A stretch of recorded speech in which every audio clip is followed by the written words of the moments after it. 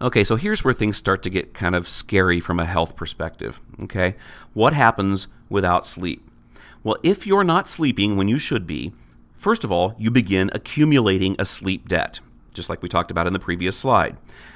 That can build up faster than you might think.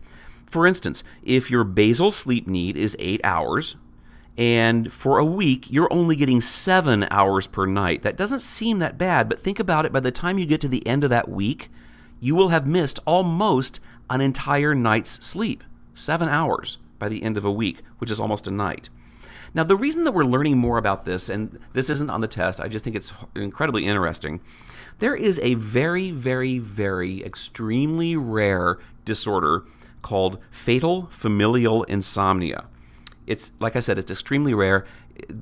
Only in the course of the past 100 years have we known of maybe 3 to 5 people who have had this. And it's a devastating disease where a person loses their ability to go to sleep, period. They can't even be put to sleep. Maximum lifespan without that sleep building up a debt that fast is 18 months. It's a devastating disease. Apparently, it's a horrible death.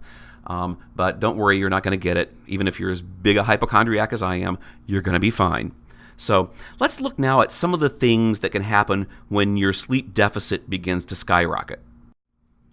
Let's look at some of the physical consequences that happen as a result of sleep loss, always keeping in mind that those 4 stages of sleep, stages 1, 2, 3, and 4, or non-REM sleep, that's where the body repairs itself. If those repairs aren't being done enough, really bad things can happen, starting with an increased risk of cardiovascular disease. The body is cleaning itself up and maintaining the heart muscle and all the entire cardiovascular system when we're sleeping. If that's not happening, clearly the risk of cardiovascular disease is going to go up, including things like resting blood pressure. If a person is working to lower their blood pressure, sleep needs to be included in that particular coaching encounter. Increased food consumption and appetite. There are several reasons why this is a problem, but primarily it's helpful to keep in mind that sleep loss can cause a person to be fat. Sleep loss can be a direct correlate of weight gain. And here's why. You may, especially if you're a dietitian, you may have heard of 2 hormones that control how much we eat. The first is called ghrelin, G-H-R-E-L-I-N. Ghrelin is the hormone that tells us when we're hungry. A way to remember it is your stomach is growling, and it sounds a lot like ghrelin. So if we're hungry, we know we're hungry because the connection between our gut and our brain through the mechanism of ghrelin has said, hey, it's time for this person to eat, okay? Now, on the other side of the coin, once we've eaten, there's another hormone called leptin, L-E-P-T-I-N, that tells us, hey, we're full, stop eating. Now, the endocrine system, the system that governs all the hormones, is very, very sensitive to lack of sleep. It's dependent on us getting the right amount of sleep. Ghrelin and leptin are hormones. They get thrown completely off balance, and therefore a person may tend to overeat either during the daytime or at night when they can't sleep. So that's going to cause weight gain. There are other metabolic consequences that can cause weight gain, particularly adipose or stomach weight gain for people who don't sleep adequately. The immune system suffers when we don't sleep because it's not getting those deep stages of sleep to maintain itself. The risk of diabetes goes up because, once again, the metabolic system is completely unmaintained in a sleep-deprived person. And one thing that you might not have thought of is physical injury is something that's extremely common. Drowsy driving, according to the Centers for Disease Control, is in epidemic proportions in our country. Pair that with texting and driving, it's kind of dangerous to even start the car, in my opinion. Now, what about the psychological consequences? Well, there are also some pretty dire psychological consequences that can occur when we don't sleep well. Remember that REM sleep is where the brain maintains itself. We have to do that. Difficulty focusing and concentrating. If you've ever been sleep deprived and trying to get through your day, you'll recognize a whole lot of these things. Focusing and concentrating. Memory impairment. Just trying to call up the right word or maybe match the correct face with the correct name can be rather difficult. Impaired decision-making skills. Making a simple decision from a brain wiring point of view, is a pretty complicated process. Those wires have got to be maintained for the decision-making process to work adequately. People can be irritable when they are sleep deprived. Think of a 5-year-old who has not had his or her nap. They get pretty irritable, and adults can be that way as well. An increased likelihood of developing depression is also inherent in sleep loss. An impaired ability to be creative and innovative. And also, oddly enough, a decreased propensity toward optimism and sociability. So psychologically, all of the things that help us to function and help us to get along with other people and help us to be productive, these things are suffering if the sleep is inadequate. So let's slow down for a second here and cover what we've talked about already, just for review. First of all, it's important to remember that sleep health and coaching for sleep health is very important, largely because according to all governmental agencies and the World Health Organization and so forth, sleep deprivation is a major public health problem in our country.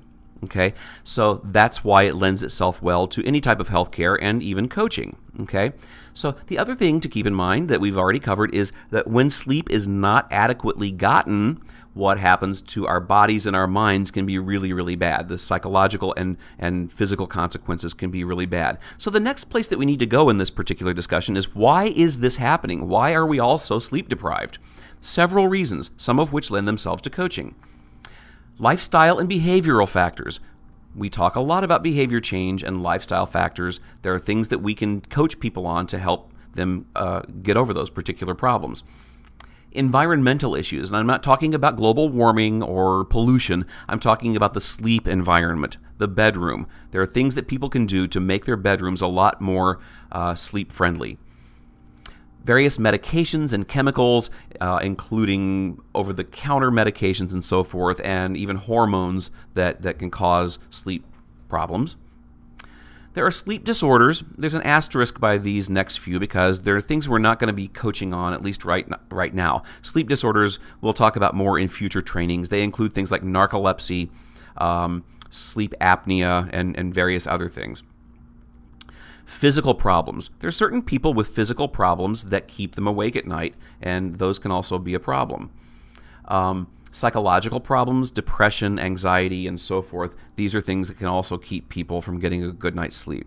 And now it's time for another fun sleep fact. Did you know that the only creature on the face of the earth that will put off sleeping on purpose is the human being? That can't be good.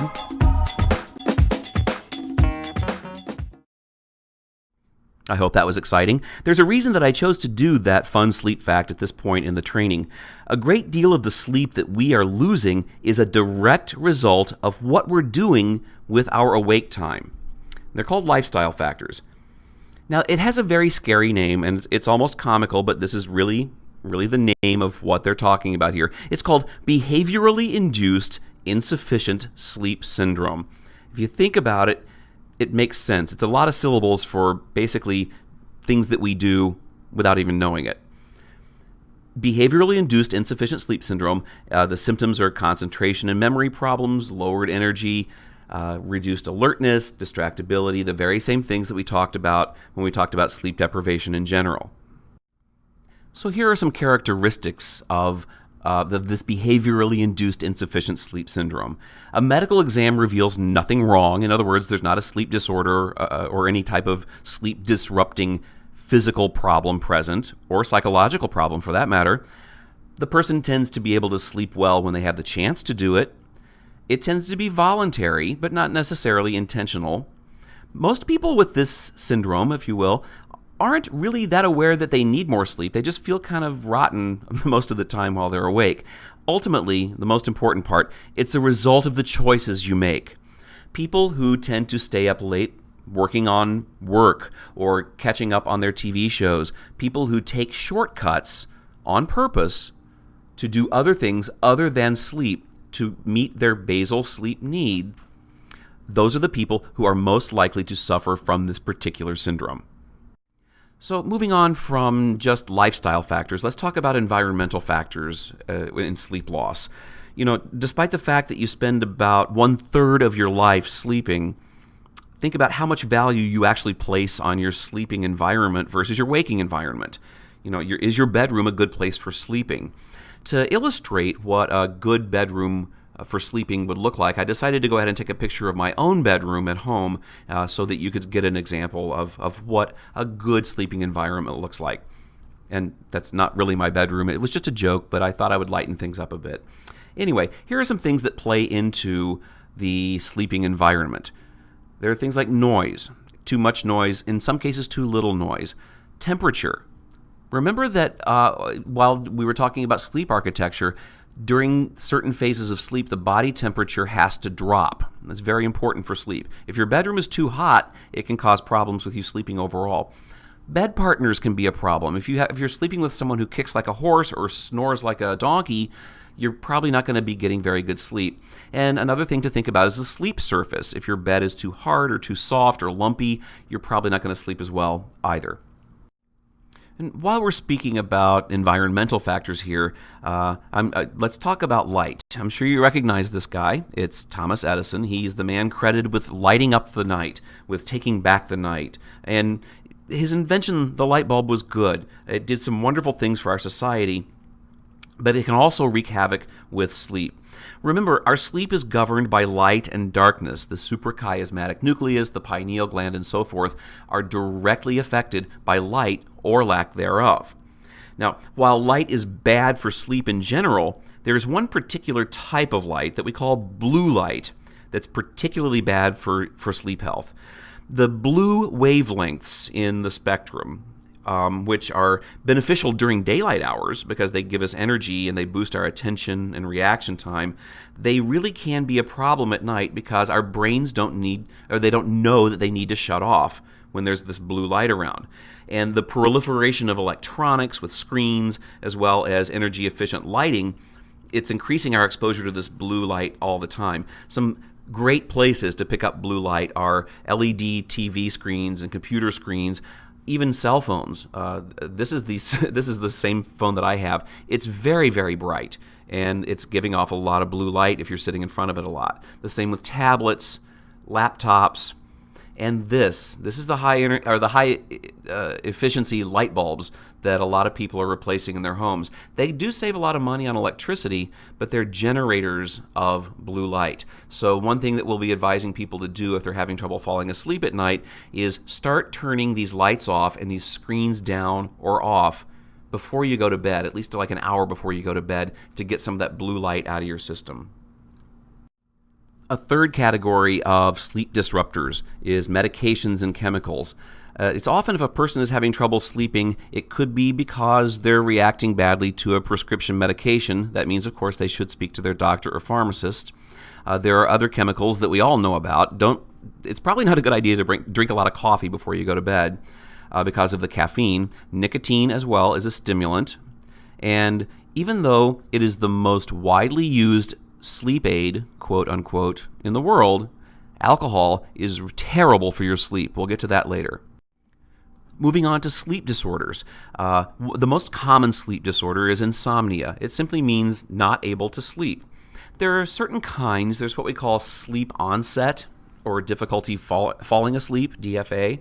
There's sleep maintenance insomnia or difficulty staying asleep. You might get to sleep, but you can't stay there. You wake up throughout the night. And one particularly interesting type of insomnia we call learned insomnia. If you've ever had a night where you toss and turn, you can't sleep, you're thinking horrible thoughts about the alarm clock because it just won't slow down, it won't stop, and you're doing math in your head. Well, if I sleep for 2 more hours, I'll be able to get up at 6 and get to work, and it's very frustrating. And if it repeats several nights in a row, it's not just frustrating, it can become really almost traumatic.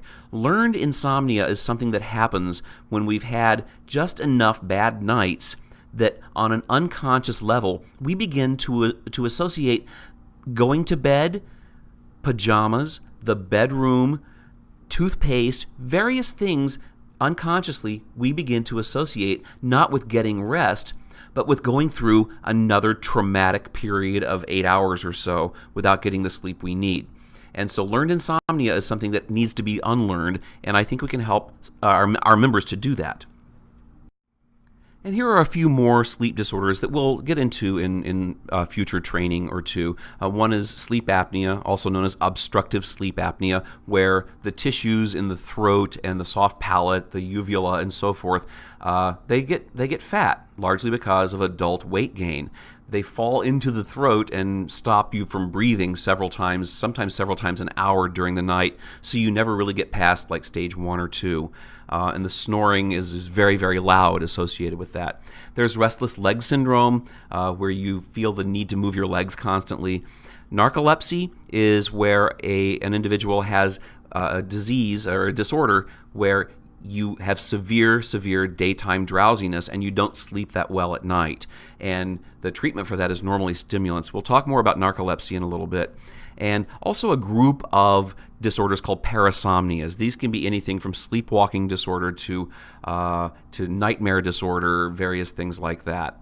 But we'll get to sleep disorders some other time in a future training. And very quickly, there are also obviously some physical problems that people can have that will interrupt their sleep. For instance, breathing problems. That could include sleep apnea. It could be asthma. It could be COPD. It could be even a deviated septum in the nose. Pain disorders. If your body is hurting, it's going to be kind of hard to fall asleep. Hormones. We talked a little bit about leptin and ghrelin earlier, but even sex hormones such as testosterone, progesterone, and estrogen and so forth, imbalances in these hormones can interrupt sleep. And also, I bet you hadn't thought of this, blindness. Think about the suprachiasmatic nucleus and how everything ties to the eyes and the optic nerves. If the eyes aren't working, if a person is blind, it's hard to know the difference between day and night, and that can cause some really severe sleep problems for many, many people who have been blind for a long time, or their whole life. And finally, regarding sleep loss, the sixth category is psychological problems. Things like schizophrenia, bipolar disorder, anxiety problems can really mess with sleep. Depression, stress, and people who are going through grief often have a real problem with insomnia for a while. It's almost part of the package there, but we'll get into those in future trainings. Let's talk briefly about treatment. There are two approaches that are typically taken with sleep problems. The first being medication. Obviously, our hands are very much tied there, although I think it's important that we know a little bit about it. And cognitive behavioral approaches. The behavioral side of things, I think, is where we can do as much good as anybody as coaches. We're not going to talk a whole lot about medications, but I did want to bring up something because science is going into some great areas here. Traditionally, up until literally the last half of last year, the goal of sleeping medications has been to make people sleepier, to turn up the sleepiness. Just like melatonin makes you sleepy, these medications also can make you sleepy. And they go back as far as the 1800s with chloral hydrate. And there are other things here. We don't have time to look into them right now. Now, just like there are chemicals that are secreted when it's time to sleep, like melatonin, that are sleep-producing chemicals, there are also chemicals that we have a lot of during the daytime, one of which is called orexin. Now, orexin floats around through the body while we're awake, and it's supposed to go away when we're getting tired and getting ready for bed. For some people, the orexin just kind of keeps on buzzing, and so there's a new drug called Belsomra. The generic name is suvorexant, just came out a few months ago. It's a completely different approach. Instead of turning up the sleepiness chemicals, it turns down the orexin, or the wake-promoting chemicals. So it's a completely flip-flop of the way that we've tried to do it. And they're getting really, really good results with it for people who can't seem to shut off their brains and shut off their bodies before bed. It's really, really a radically new approach in sleep medicine. Oh my goodness, it's time for another fun sleep fact.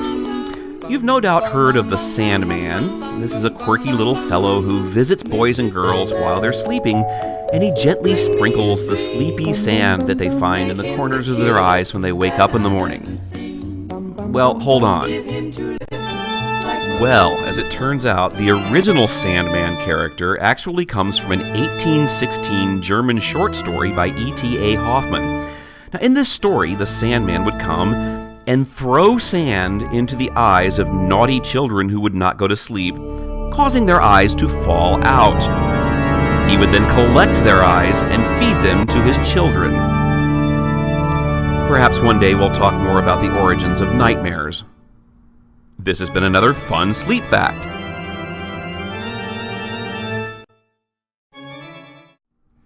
So, how can a health coach be of assistance? Well, just like nutrition, weight, stress management, or tobacco cessation, you rely on what you know about behavior change. So, introducing the all-new Sleep Health Coaching Supplement. It's actually in the Coaching Center SharePoint in draft form right now. Now, I hope that one day this supplement will turn out to be a full-fledged standard of care, just like most of the other major things that we address, but one thing at a time. Now, one thing that you're going to notice here, if you look at the action steps, the core action steps in the supplement, in the SharePoint, is there are 3 categories or 3 core action steps, and they go by the time of day. The first is adopt better daytime habits. The second one, in gold here for sunset, is develop better bedtime rituals.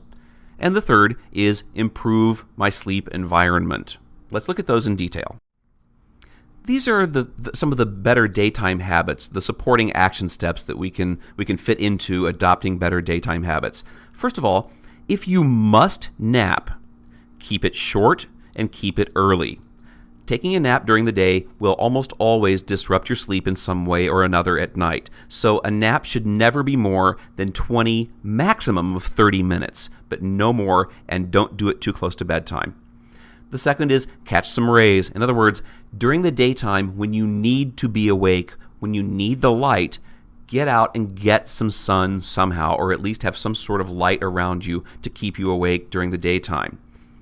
Another great tip, if you exercise during the day, not too close to bedtime, but during the middle of the day, you'll most likely sleep better at night. If you exercise too close to bedtime, you go to bed, your body's still going to be wound up and pumping, and that's not going to help. Also, the body temperature, as we've said a few times before, it has to cool. If you've just exercised, your body temperature is probably not going to be that cool.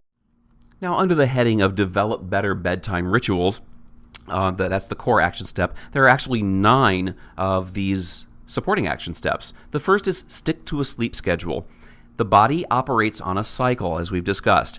It's best if a person can, if at all possible, go to bed at the same time every night and get up at the same time every morning, so long as that amount of time meets their basal sleep need. That includes weekends. Sleeping in on weekends is considered not to be the best thing. Slow down and unwind.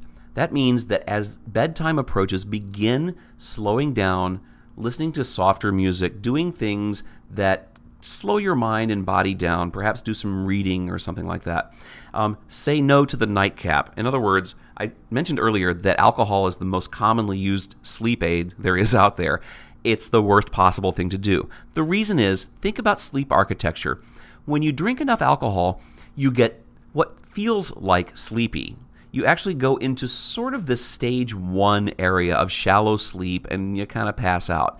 From there, the sleep architecture flatlines. You don't get the deep restorative non-REM sleep that you need, and you really don't get much in the way of REM sleep. You just sort of flatline for several hours or even all night. In the later half of the night, a hangover actually develops. So even though you've been in bed all night and you've been unconscious all night, you really haven't slept at all. It's like losing almost an entire night's of sleep by doing that.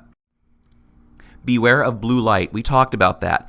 Tablets, cell phones, TVs, fluorescent lights, those types of things. If you can begin decreasing those types of light at least an hour before bedtime, not necessarily shutting them all off, but turning them off sort of systematically an hour or so before bed, you may actually find that you sleep better. I know personally it has worked for me.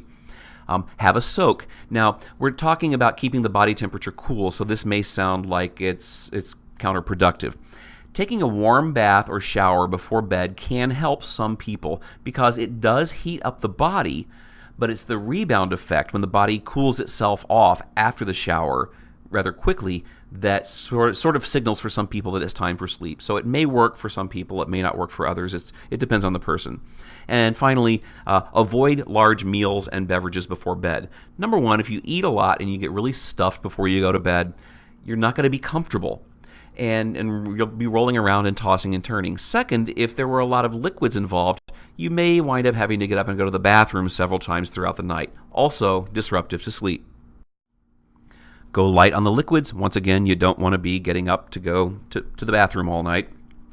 Avoiding caffeine later in the day is a good idea. For some people, anytime after 12 noon, after lunch, is a bad time for caffeine if they metabolize it more slowly. But generally speaking, having caffeine anytime in the evening is a no-no if you have sleep problems. And finally, I don't really need to overemphasize this. Don't use tobacco. Just don't. If you do, quit. Period. And the third core action step is improve my sleep environment. These are things that you would do after going to bed or upon going to bed. First of all, control the noise. Figure out what you need or don't need as far as noise. There are some people who cannot sleep if a pin drops. They need complete and utter silence. Sometimes earplugs are useful for these people. There are other people, a surprising number of people, who need some sort of ambient noise, like a fan blowing in the bedroom. That's very, very common. If that's what works for you, then adjust your noise level to that.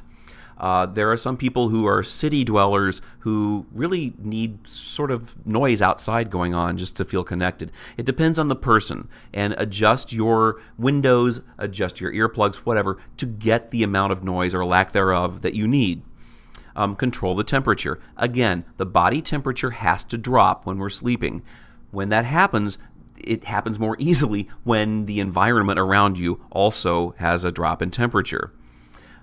If you're sleeping under a huge load of comforters and things like that in a 90-degree room, you might want to try to change that.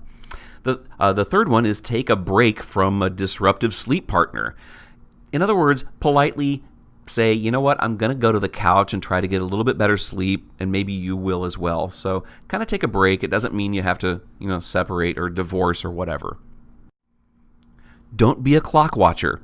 Lying there looking at the clock is not going to make it move any slower. And thinking about how few hours of sleep you're going to have is not going to change the fact that the clock is not going to obey your commands. Turn the clock around. That is really helpful for some people. Turn it around facing away from you, especially if it's got a bright light in it. Next, examine your sleep surface, your mattress. Is it too old? Is it lumpy? Is it creaky? It might be time for a new bed. Very, very important, hence the capital letters. Do not lie in bed awake, waiting for sleep to come for more than about 20 to 30 minutes. Lying there, tossing and turning, is not going to do anything but get you internally agitated. No one sleeps well when they're agitated. The advice we give to people is if you're not asleep in about 20 minutes or so, get up and do something boring, preferably without a lot of light happening. Get up and read, get up and meditate, sit quietly, wait for yourself to feel sleepy again, and then go to bed and try again. It may take several attempts at that, but lying there for more than 20 minutes, you're asking for learned insomnia. And the last two supporting action steps under this core action step, use the bed only for a bed. And specifically what that means is for sleep or intimacy. Doing homework, doing laptop work, watching TV, eating, drinking, whatever else in bed is not a good idea because it can once again lead to making an association in your mind of the bedroom with something other than for sleep. And finally, I don't need to overemphasize this, eliminate extra light.